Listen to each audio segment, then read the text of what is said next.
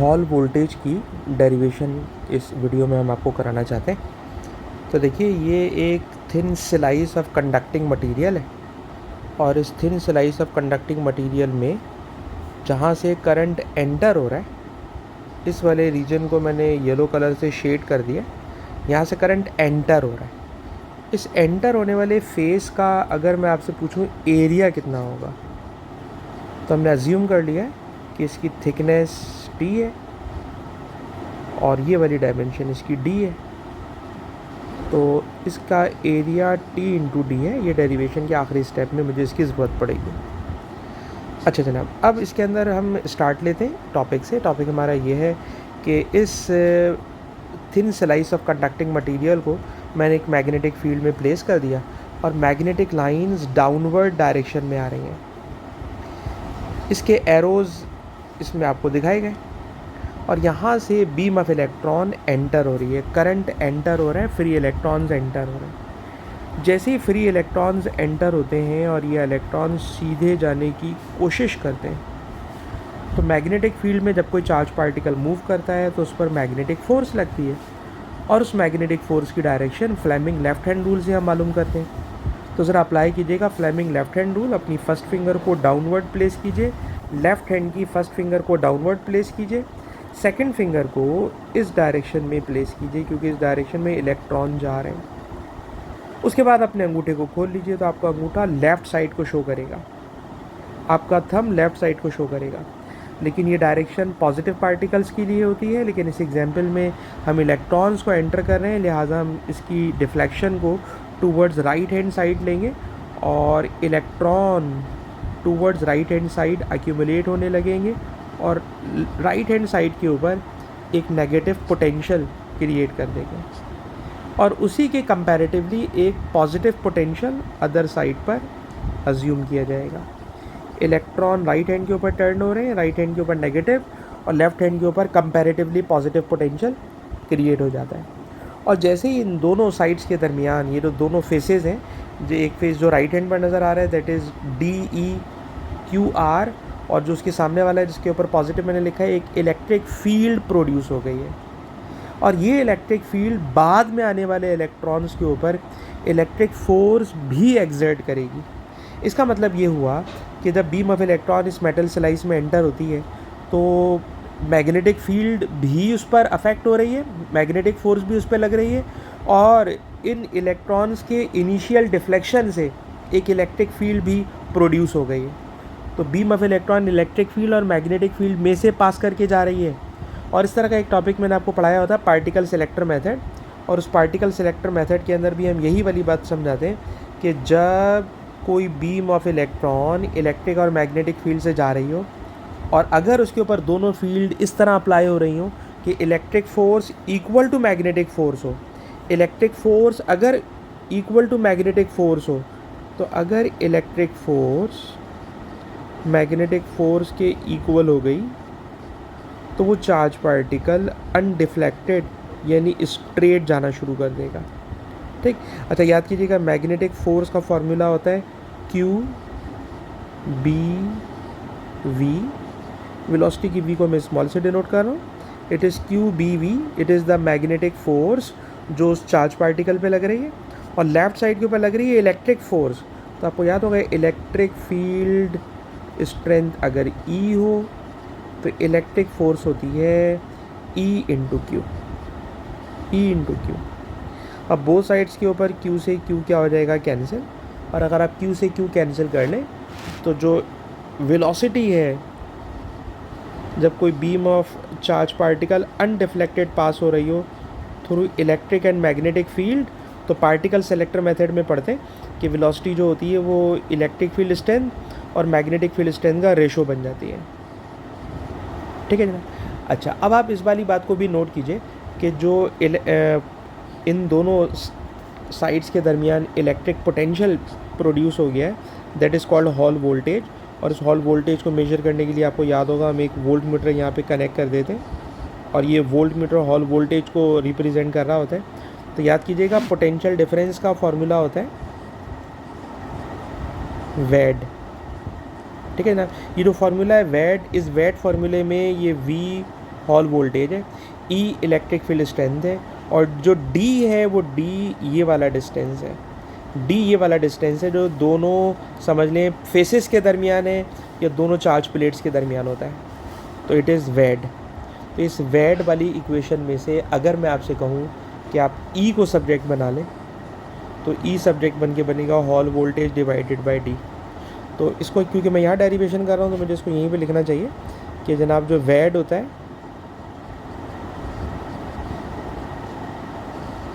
ठीक है ना, इस वेड वाली इक्वेशन में से अगर मैं ई की वैल्यू को सब्जेक्ट बना लूँ तो E is equals to Hall voltage divided by distance, और इस ई की वैल्यू को इक्वेशन नंबर 1 में लाके सब्स्टिट्यूट कर रहा हूँ। और जब आप इसको इक्वेशन नंबर 1 में लाके सब्स्टिट्यूट करेंगे तो इक्वेशन नंबर 1 बन जाएगी v is equals to 1/b, और इस वाले ई की जगह मैं ई का ये वाला फार्मूला सब्स्टिट्यूट करना चाहता हूँ। तो ई का फार्मूला है hall voltage divided by D, ठीक। और इस तरह इस इक्वेशन में जो वो कहना चाह रहे थे कि हॉल वोल्टेज को आपने एक इक्वेशन एक्सप्रेशन ड्राइव करनी है, तो मैं हॉल वोल्टेज को सब्जेक्ट बनाना चाहता हूँ। तो हॉल वोल्टेज बराबर हो जाएगा वी बी डी, ठीक है ना। तो इस क्वेश्चन के अंदर जो डेरिवेशन करवा रहे हैं वो जितनी करा रहे हैं हम वहीं तक जाने की बात कर रहे हैं। इस क्वेश्चन में उन्होंने कहा था कि जनाब हॉल वोल्टेज का फार्मूला ड्राइव करना है, और इस फार्मूले में वेलोसिटी आना चाहिए जो यहाँ पे आ रही है, बी आना चाहिए जो यहाँ आ रहा है, डी आना चाहिए जो यहाँ आ रहा है।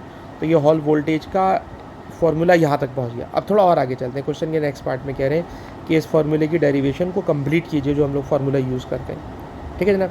तो जो अभी B1 का रिज़ल्ट आ चुका है, इस B1 के उसी रिज़ल्ट को मैं कंटिन्यू करूँगा, और कंटिन्यू करते हुए मैंने यहाँ तक पहुँचना है। उसके लिए ज़रा याद कीजिए AS की फ़िज़िक्स में हम लोग पढ़ते थे एक टॉपिक ड्रिफ्ट वेलोसिटी, और इक्वेशन ऑफ ड्रिफ्ट वेलोसिटी का फॉर्मूला होता था IM ने V, लेकिन इस क्वेश्चन में मैं E के बजाय Q लिखना चाहूँगा क्योंकि उस डेरिवेशन में उन्होंने Q की टर्म यूज़ की है, ठीक। और इसमें से ये ड्रिफ्ट वेलोसिटी को सब्जेक्ट बना लीजिए। जब आप ड्रिफ्ट वेलोसिटी को सब्जेक्ट बनाएंगे तो ये बनेगा I divided by N, velocity तो मैंने सब्जेक्ट बना लिया, और A ये रहा, ये मैंने ड्रिफ्ट वेलोसिटी की इक्वेशन बना ली। इस ड्रिफ्ट वेलोसिटी की इक्वेशन को इस वाली इक्वेशन में इस ड्रिफ्ट वेलोसिटी की जगह सब्स्टिट्यूट करना है। तो ज़रा देखिएगा, Hall voltage is equals to drift velocity की जगह ये वाला फार्मूला पुट कर रहा हूँ, और ये वाला B और D ऐसे ही है, B और D को ऐसे ही रहने दीजिए। ड्रिफ्ट वेलोसिटी की जगह ड्रिफ्ट वेलोसिटी का फार्मूला है I/N AQ, और जहाँ A लिखा हुआ है मैं इस A की जगह आपको याद होगा बिल्कुल शुरू में मैंने लिखवाया था A बराबर है T/D, तो A की जगह लिख रहा हूँ T/D, और जब बेटा मैंने A की जगह TD लिख दिया तो D से D क्या हो गया, कैंसिल, और इस तरह हॉल वोल्टेज का फार्मूला बन गया IB/N TQ। तो ये मैंने हॉल वोल्टेज का पूरा फार्मूला आपके लिए ड्राइव कर दिया, ठीक। उसके बाद लास्ट पार्ट के अंदर कह रहे हैं कि बताइए कॉपर के थिन स्लाइस में हॉल वोल्टेज को डिटेक्ट करना बहुत डिफ़िकल्ट होता है। वजह क्या है सर? जो कॉपर है ना, इट इज़ अ मेटल, और मेटल के लिए फॉर कॉपर और for metal the value of N is very large. और ख़ुद बताइए अगर N की वैल्यू वेरी लार्ज होगी then obviously Hall voltage is very small to detect. वो इतना स्मॉल हो जाता है कि उसको डिटेक्ट करना हमारे लिए मुश्किल हो जाता है। तो ये हॉल वोल्टेज का क्वेश्चन कंप्लीट कर लिया है। अच्छा जनाब, क्वेश्चन नंबर 1 को भी देख लीजिए, थर्मल फिजिक्स का क्वेश्चन है, और थर्मल फिजिक्स के क्वेश्चन में कुछ बातें इतनी आसान होती हैं कि उसको समझ में नहीं आ रहा था लिखना क्या है। जैसे इस क्वेश्चन के अंदर पूछ रहे हैं कि अगर दो ऑब्जेक्ट के टेम्परेचर में डिफरेंस हो तो उस डिफरेंस से आप क्या डिड्यूस कर सकते हैं।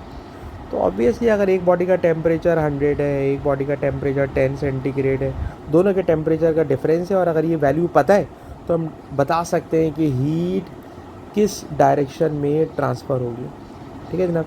तो direction of transfer of thermal energy हम बता सकते हैं।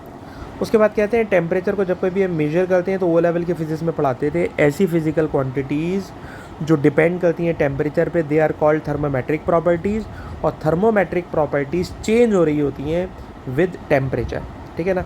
तो it is the principle of measurement of temperature. उसके बाद कह रहे हैं जनाब कि दो थर्मामीटर हैं, दोनों थर्मामीटर के अंदर सेम ऑब्जेक्ट की रीडिंग अगर डिफरेंट आ रही हो तो ऐसा किस तरह से हो सकता है, ठीक है ना। तो ऐसा हो सकता है कि हमारे पास ऐसे दो थर्मामीटर हों जिसके अंदर हम दो डिफरेंट फिजिकल प्रॉपर्टीज़ को स्टडी कर रहे हों, दो डिफरेंट फिजिकल प्रॉपर्टीज़ को यूज़ करके टेम्परेचर मेजर कर रहे हों, और वो जो दोनों फिजिकल क्वांटिटीज़ हों वो अगर लीनियरली वेरी ना कर रही हों तो इस सूरत में टेम्परेचर में दोनों में डिफरेंस आ सकता है, ठीक। अच्छा, तो मेन क्वेश्चन है वो सी पार्ट है, ज़रा इस पर मैं ज़्यादा टाइम लगाना चाहूँगा। क्वेश्चन जनाब ये है कि एक अलमुनियम का ब्लॉक है, रीड एंड राइट में ये क्वेश्चन मौजूद है। एक अलमुनियम का ब्लॉक है, इस अलमुनियम के ब्लॉक को हम हीट कर रहे हैं 95 वाट्स के पावर हीटर से, ठीक है जनाब, और इसको 6 मिनट के लिए लगा रहे हैं। तो आपको पता है हीट का फार्मूला होता है CM थीटा। तो पावर दी हुई है 95 वाट्स, टाइम दिया हुआ है 6 मिनट, मिनट को सेकंड में कन्वर्ट कर लिया। सी की वैल्यू क्वेश्चन में दी हुई है, इट इज़ 910, मास दिया हुआ है 670 ग्राम, इसको मैंने किलोग्राम में कन्वर्ट कर लिया।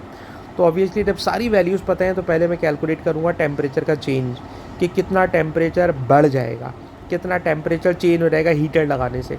तो पता चला 56 टेम्परेचर बढ़ जाएगा।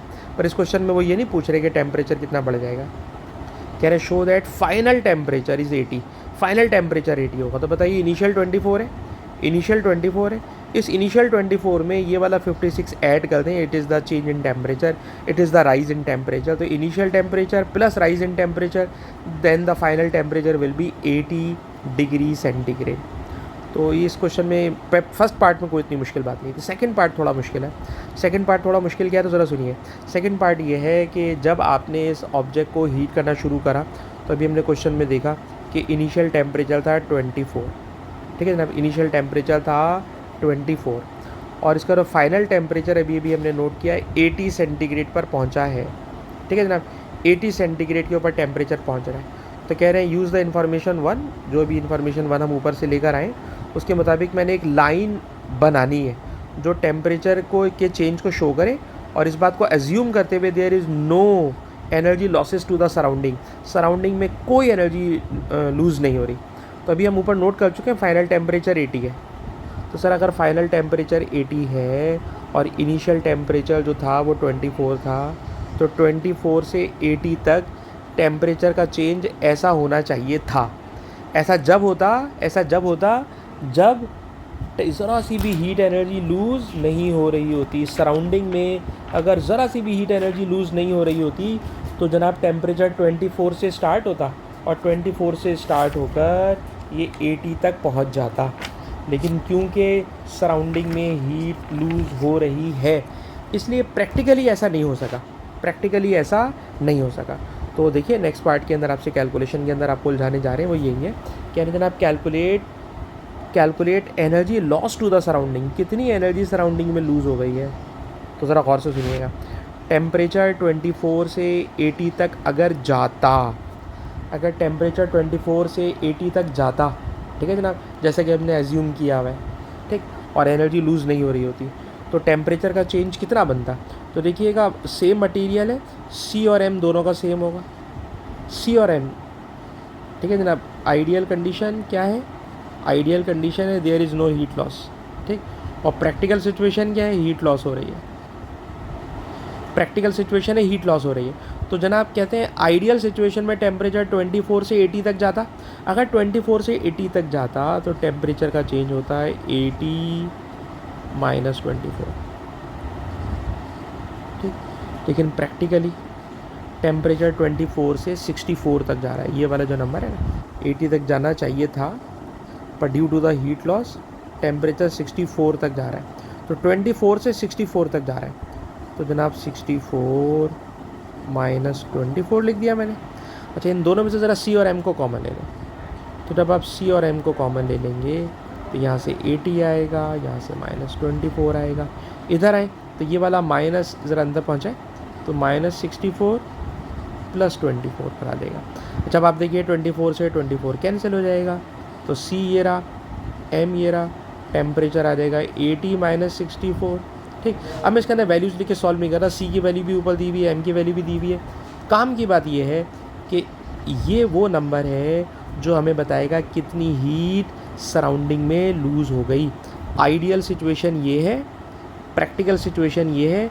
इन आइडियल और प्रैक्टिकल सिचुएशन का जो डिफरेंस होगा, ये डिफरेंस हमें बताएगा कि कितनी थर्मल एनर्जी सराउंडिंग में लूज़ हो गई है।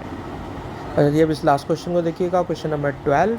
क्वेश्चन नंबर 12 में ये वाला क्वेश्चन तो बार बार पेपर में आता है कि जब हम एक्टिविटी किसी डिटेक्टर से नोट करते हैं तो वो रीडिंग और जो एक्चुअल रीडिंग होती है वो कभी भी सेम नहीं होती, वो उसके अंदर कुछ ना कुछ डिफरेंस आता है। तो वो कौन कौन सी 2 रीज़न है जिसकी वजह से डिफरेंस आ सकता है।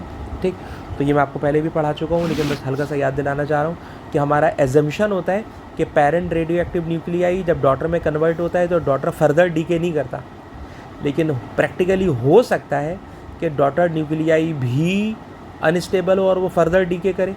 तो जो emission from radio active daughter product से हो रहा होता है उसको हम कंसीडर नहीं कर रहे होते, जबकि प्रैक्टिकली ऐसा हो सकता है कि डॉटर न्यूक्लियाई भी फर्दर डीके कर रहा हो और वो फर्दर रेडिएशन इमिट कर रहा हो।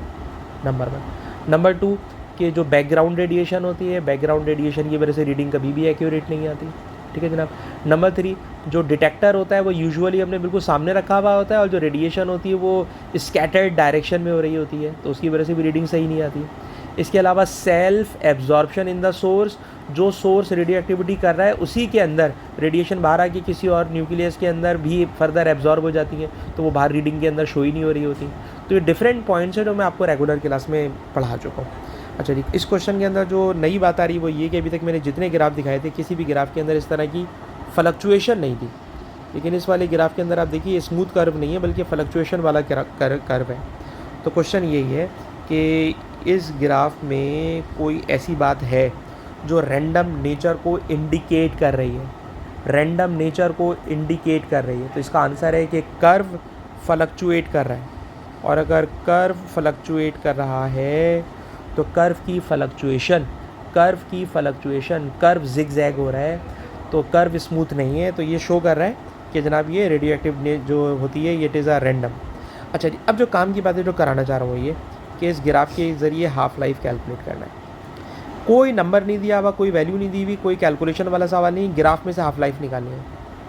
कैसे निकालेंगे हाफ़ लाइफ? तो हाफ़ लाइफ के लिए ज़रा समझिएगा कि जब कोई radio active element radiation emission कर रहा होता है तो एक वक्त ऐसा आता है कि आप देखिएगा कि जो रीडिंग होती है वो एक जगह पे आके रुक जाती है और फर्दर नीचे नहीं जा रही होती। तो याद रखिएगा जो फर्दर रीडिंग नीचे नहीं जा रही होती ना और एक जगह पे आके रुक जाती है, इस रीडिंग को हम लोग कहते हैं बैकग्राउंड रेडिएशन।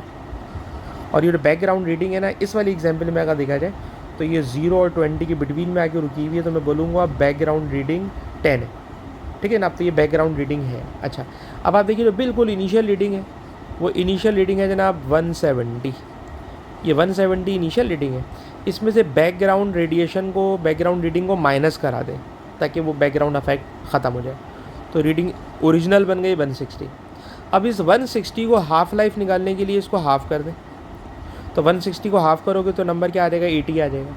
तो मैंने 80 नीचे आना है, इस वाले नंबर से 170 वाले नंबर से 80 नीचे आना है। तो 170 वाले नंबर से अगर मैं 80 नीचे आऊँगा तो नंबर बनेगा जी 90। तो 90 जो नंबर है वो 90 नंबर 80 और 100 के बिटवीन में मिल जाएगा 90। मैं यहाँ से नीचे आ गया हूँ, कितना नीचे आया हूँ? 80 नंबर नीचे आया हूँ, 80 नंबर नीचे आ गया हूँ, और 80 नंबर नीचे आकर मैं इस वक्त यहाँ पे खड़ा हूँ। तो ये 90 रीडिंग है, और इस 90 रीडिंग को जब मैं नीचे लेकर आता हूँ टाइम के ऊपर, ये जो टाइम की रीडिंग है ना ये 1 और 2 के बिटवीन में आ रही है, और 1 और 2 के बिटवीन में आ रही है, तो इसका मतलब है इसकी जो हाफ़ लाइफ है it is 1.5 hours, it is 1.5 hours. ठीक, तो आप ज़्यादा अच्छा ये होगा कि यहाँ पर अगर पूरा प्रॉपर्ली लिख के करें कि जो बैकग्राउंड रेडिएशन है वो 10 है, जो इनिशियल रीडिंग है वो 170 है, जो करेक्टेड रीडिंग है करेक्टेड वो 160 है, माइनस करके इसको आपने हाफ़ कर दिया तो 80 हो गई, और 80 जब नीचे लेकर आए तो उसकी कॉरस्पॉन्डिंग जो टाइम आ रहा है वो 1.5 आ रहा है। ठीक।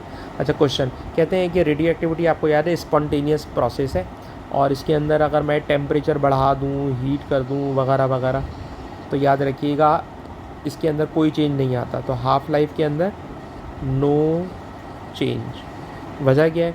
इट इज़, यानी कि जो रेडियो एक्टिविटी है इट इज़ स्पॉन्टेनियस प्रोसेस, और जब स्पॉन्टेनियस है तो स्पॉन्टेनियस में हम किसी भी मेथड से, टेम्परेचर से, प्रेशर से, कैटलिस्ट से उसकी हाफ लाइफ को चेंज नहीं कर सकते। It is spontaneous and it is independent of environment. ठीक है जनाब। लेकिन इसके अंदर जो लास्ट बात कही गई है कि count rate for any specific time, कोई टाइम बताऊंगा, इतने टाइम के बाद बताइए रीडिंग क्या आएगी। ठीक है जनाब। तो याद रखिएगा, नो वन कैन प्रेडिक्ट, कोई नहीं बता सकता, कोई नहीं बता सकता कि रीडिंग कितनी आएगी। ठीक। और रीज़न वही है कि इट इज़ स्पॉन्टेनियस। तो ये 3 क्वेश्चन इसके मेरे ख्याल में काफ़ी मुश्किल थे, और एक स्टूडेंट ने अभी 3 सवाल पूछे थे, तो इन तीनों का मैंने प्रॉपर्ली एक्सप्लेन कर दिया।